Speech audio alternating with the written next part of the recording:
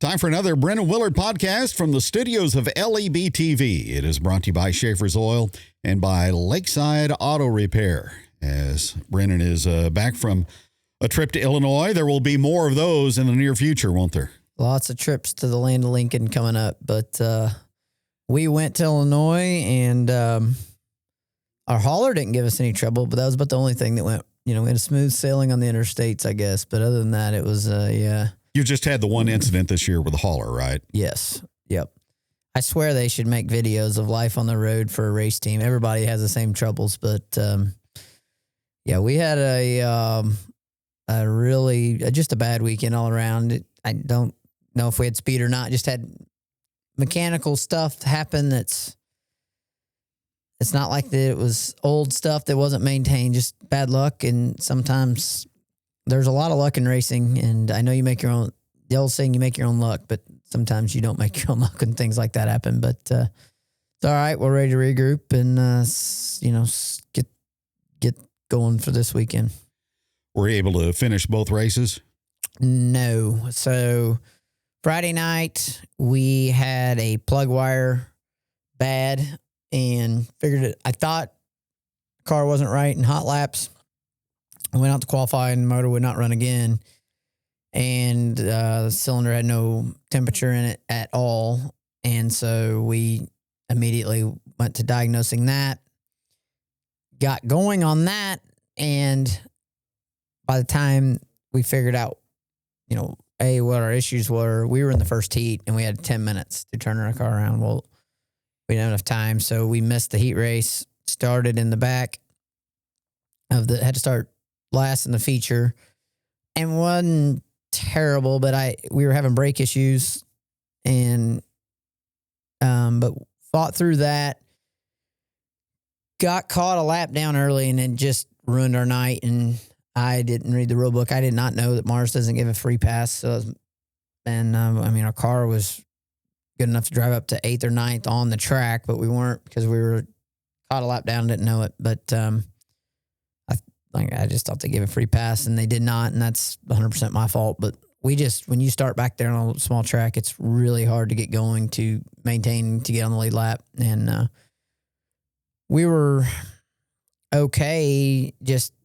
with the stuff we were having go wrong. We, just weren't great, and I think we were 12th or something in the final rundown. But we had a pretty good car, just things like that happen, and you're put behind for the night, so that just killed you. And then we went to Red Hill Raceway Saturday, which has never been there, but really awesome racetrack, good racing surface, and fun track to drive. And we had issues there the entire night. Lost the transmission after hot laps, so we only had high gear, had trouble with the steering, and had a gear issue, and it was a lot of fun. And I think Saturday night might have been the most miserable night I've ever had at a racetrack, of chasing gremlins the entire night. Got everything fixed where the car would run in the feature, and the rack went out on lap 2. So that was the end of the night. And I'm not sure if it was a servo or the rack, and that rack had 7 or 8 races on it. So there's that. So we had a transmission with 3 races on it go bad, a plug wire with 400 or 500 laps go bad, and a rack go out, all in one weekend. So whoever gave me the curse for the weekend, they can have it back. The king of the gremlins. Yeah. Anyway, we got through it, and got to watch the feature from the infield, and was happy to see Tony get a win. For some reason, I thought he'd won. I kept thinking he won Highland, and he ran second. Too bad, but that was his first Mars win of the season, and cool to see him back in victory lane on that. And him and Feger put on a really good race, and that was a good racetrack. And I would love to have been able to race literally, but is what it is. And we're trying to figure our weekend plans out. Our weekend's based on a lot going on with our kids. So it's a family deal that we got for the weekend. And we'll get into that in a little bit. But awesome to see Tony win. And he's up to number 3 in the point standings. Yeah, now. And you're going to places that Shannon Babb, to me, Shannon Babb is one of the best, dirt racers of my generation. Jason Feger is honestly up there right with him too. Like Jason can go win national tour races, and Shannon Babb already has, and both of them I think have, but both of those guys are just as good as anybody in the United States, and you're racing against them every night. Not only that, you're racing against them every night at places they've raced their entire lives. And like, I'd been to Kankakee once, and never seen Red Hill. So, and Tony hadn't either, and good for him for going out and winning there. But it's tough to beat them in their backyard, as it would be tough to beat us in our backyard. But we signed up for it for a reason, and I think it's making us better. And I love the Mars series and the officials and the people. They do a great job. So it's, the being on Flow is a huge benefit, and there's a reason. There's financial benefits for each series doing their streaming, and I understand why this series streams with this company and this series streams with this company. For my family, for my dad can watch Flow. He knows how to turn it on. He don't know how to respond to your text message, but he can, by golly, turn on Flow. And it works good for us. My son knows how to, has Flow on his phone. When Braden can watch, my dad and mom can watch it. It's nice for us. So we love running that series, and it's just pretty awesome racetracks you get to go to. So fun night, and just a long way from home, and to have that much crap go wrong, but it happens in racing, and you regroup. And we got to work as soon as we got home, and we got transmission put in, a rack put in, and that car's ready to go, and we'll pull our other car out and be ready to go for the weekend. After this year, as it's ongoing, you're able to log situations, issues, problem resolution, because it hasn't been the same thing every week. It's been something totally different, hasn't it? It has, and we've had just, crew.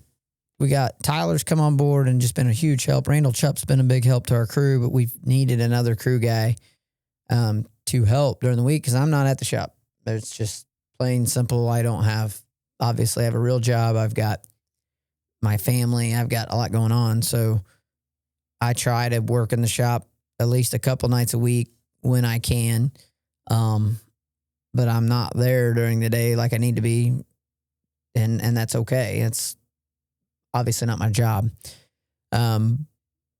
But having our second crew guy when he gets here, was supposed to be here a couple days ago, but getting a new crew guy added in, a second guy that's got some experience, and getting us what we need with two solid guys where Randall can help us, crew chief, and I can focus on driving, would be a good deal. And that's what I've been trying to explain to a lot of people. Like, Tony Jackson's never really had a crew chief until Tim Douglas has come on board with him, and Tony's crew chief right now. And I knew that it would not take very long for them to gel, because you've got to it used to be a driver could be a crew chief, and some still can, obviously, but really as a driver, you need to be able to have a crew chief, make your decisions, and you give them the best feedback you can, and not be worried about if your car's got the right gear in it, if you got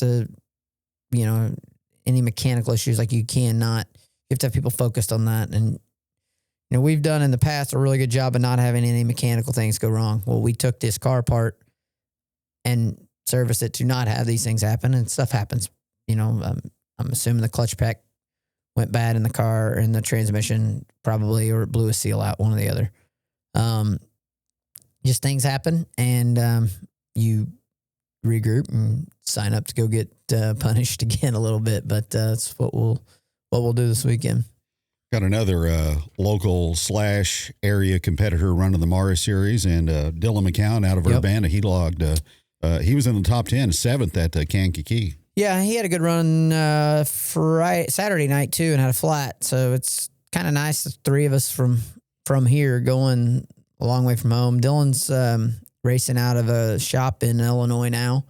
And he's young and got a lot of potential, and, really has a chance to, he's wanting to go that route and be a national touring guy, and he's young enough and got the ability. And if they can put it all together and get with the right team, that's obviously what they're trying to do. And it's a good place for them to go try with Daniel Adam. And Daniel's done a good job of getting better each night. And their program's turned around and pretty tough, really, in its own. Mars, it's a 3-race weekend, Farmer City Friday, Fairbury Saturday, and Spoon River on Sunday. And we've been to those. Yeah. That's a first, right? Getting to go back.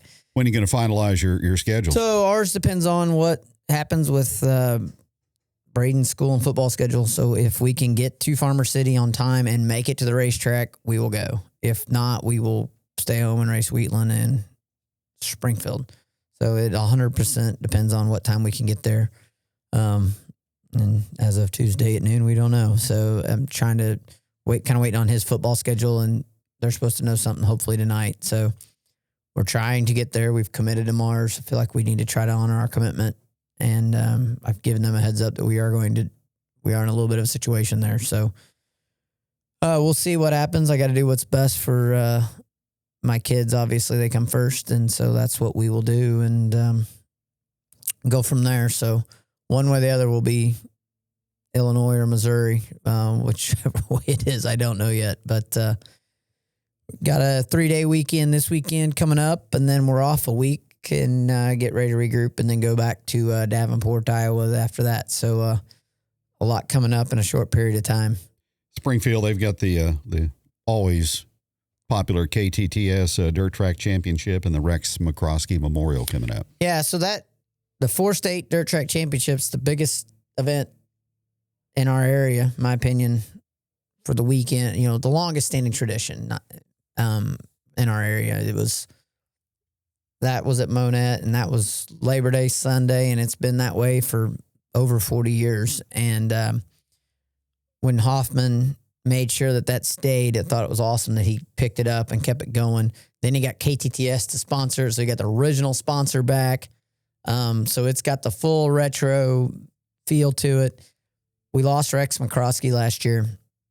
Rex, I grew up watching Rex race, and he did a lot of things for a lot of people in our area and meant a lot to a lot of people in Lebanon. Charlie Thomas in Lebanon sponsored his car and helped him out a lot for years. And the pet store, Charlie and Pauline, and they did a lot for him. And it was cool to all that a guy did that started his career at, I think at a mini stock. And I remember him racing street stocks at I-44 with Bill Fry and the Jacksons and Leslie Essery and all that, and showing how old I am now. But, Rex got in a late model I-44 and done great things, and won the championship there, a couple-time track champion at I-44 and Monette, and then won a couple MLRA championships along the way. I mean, he went that group of drivers at I-44 in the late 80s, McCroskey, Essery,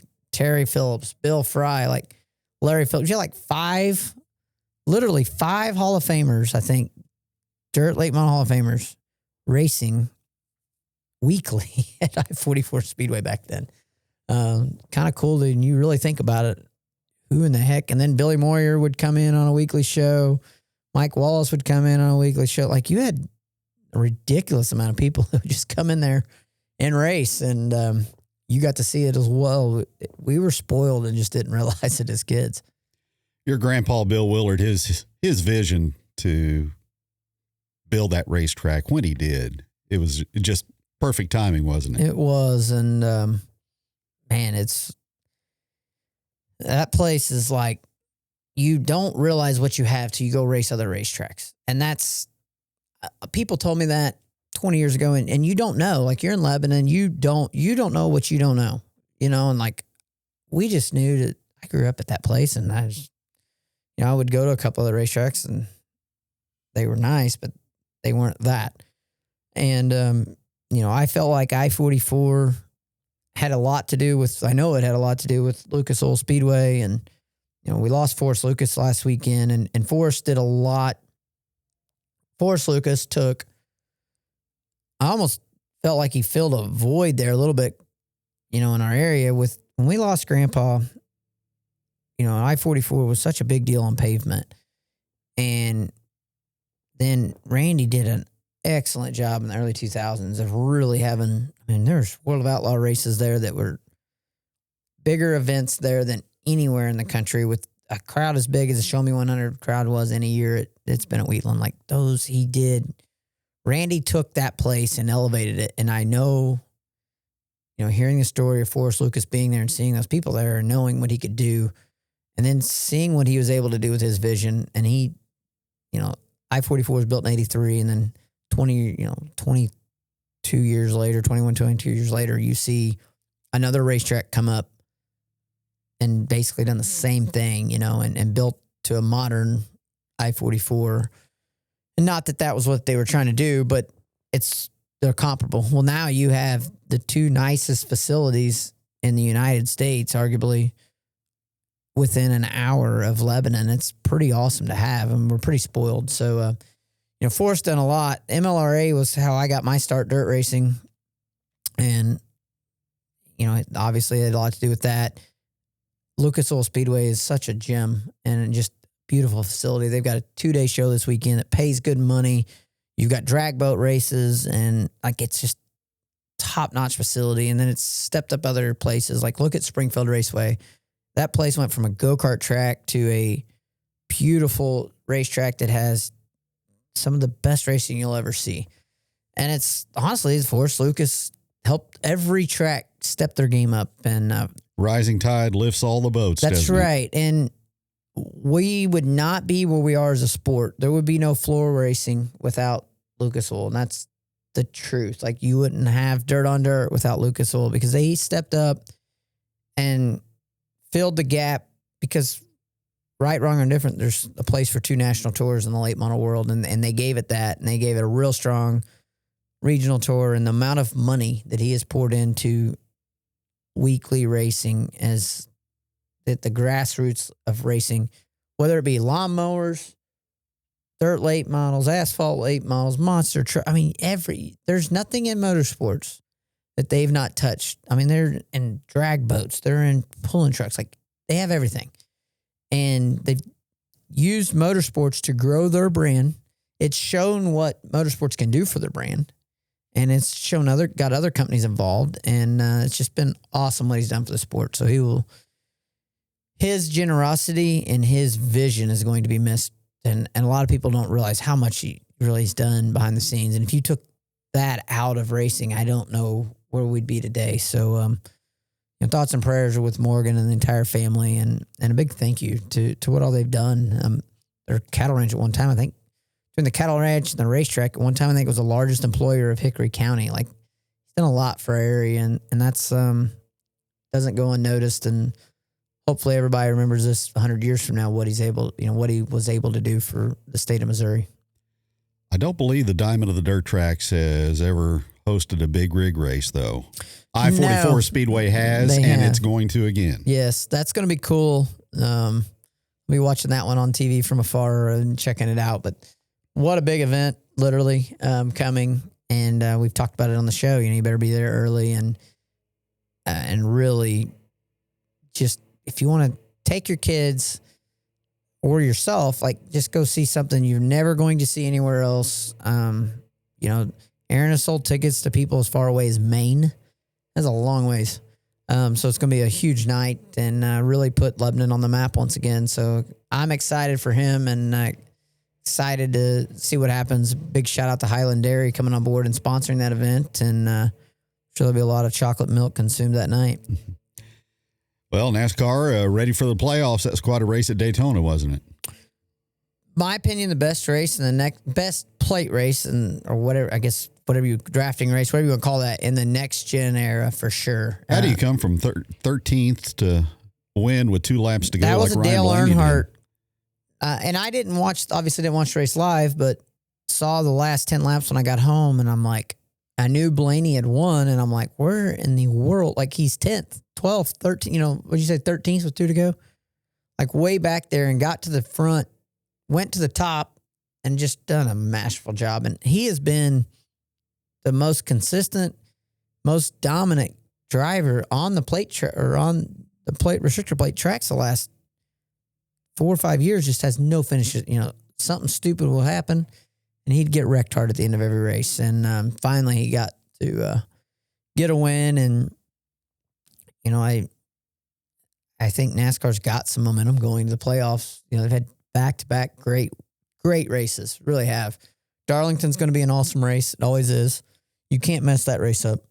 So, a lot coming on that. And St. Louis the following Sunday. Yeah, and so pretty cool that St. Louis is going to be, in the playoffs, and then Kansas in a few weeks. So you have both tracks in Missouri hosting I guess Kansas isn't technically in Kansas, but both right here hosting playoff races. And we talked about Kansas Speedway, and somebody brought up a point on our channel.